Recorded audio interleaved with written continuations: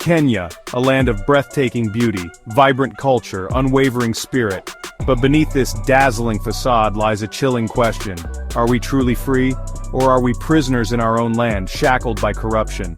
Corruption, like a serpent, squeezes the life out of our dreams.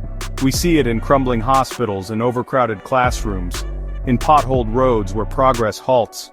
Corruption is a cancer eating our society. This is our reality. We must break free and reclaim our freedom.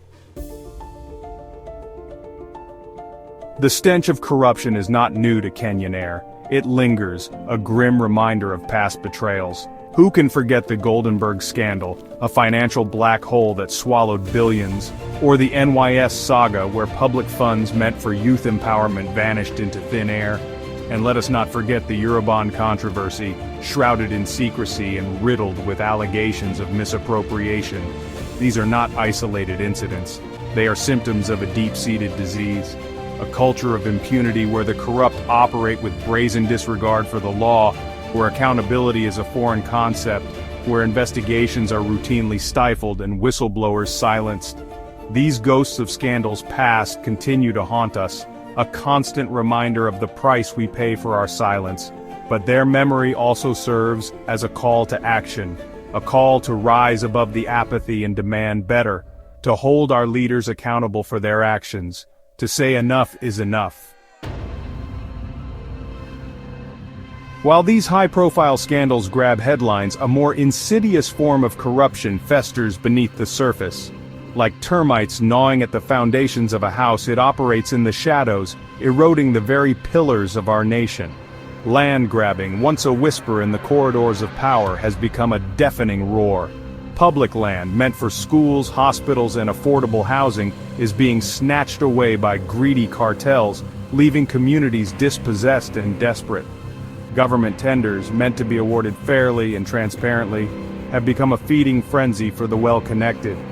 Inflated contracts, shoddy work, and outright theft are rampant, draining our public coffers and depriving citizens of essential services. This is the reality of our daily lives. A reality where access to basic necessities like healthcare, education, and clean water is determined not by need, but by connections and the size of one's bribe. This is the true cost of corruption. The iron fist of impunity. Power, unchecked, corrupts. And in Kenya, power has become a tool for silencing dissent and crushing opposition. Critics of the government are routinely harassed, intimidated, and even disappeared. The recent protests against the Finance Bill 2024, met with brutal police force, stand as a stark illustration of this reality. Over 60 lives lost, scores more missing. Their only crime? Daring to raise their voices against a system rigged against them. Journalists, the watchdogs of our democracy, are muzzled and threatened. Media houses are pressured to toe the line, their independence compromised by fear and intimidation. Whistleblowers, those brave souls who dare to expose wrongdoing, are forced into hiding, their lives turned upside down. This is the Kenya we live in, a nation where fear and silence reign supreme, where speaking truth to power can have deadly consequences. But we cannot let fear paralyze us. We must find the courage to resist, to speak out against injustice, to demand accountability. A nation held hostage. The consequences of this rampant corruption are felt most acutely by ordinary Kenyans.